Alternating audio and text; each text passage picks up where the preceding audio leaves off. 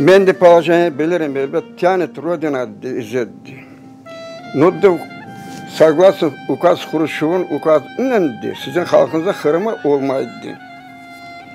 2-3 месяца izledi. Будет изменение указ Хрущева. Тогда приезжай, живи Родина.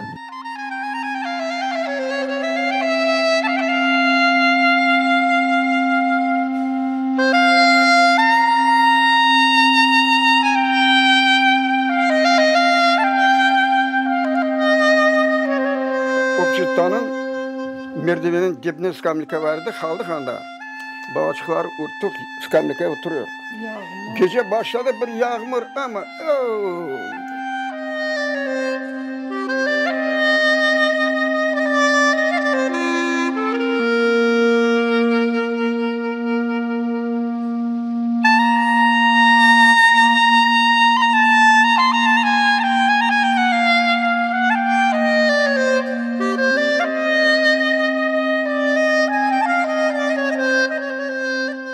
Bu hırları buzmanın çaresi olmazdı. Vatandan bizi unutturmanın çaresi olmayacaktı. Poznar'a Şevron'a yattım buraya doğru başladım bakırmayan da.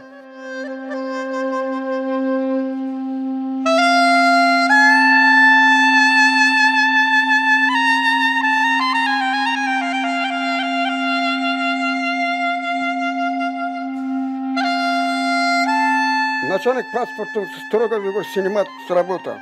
Председатель строго в выговор. Председатель совета строго в выговор.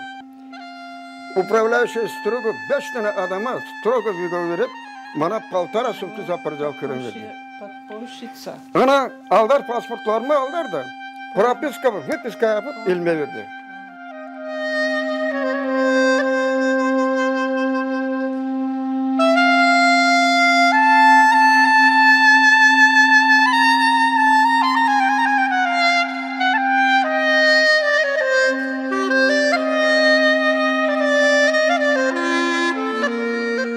Sabah doğru direktöre girsem, direktör devre lastik kapöriyetinde pelimi aldı.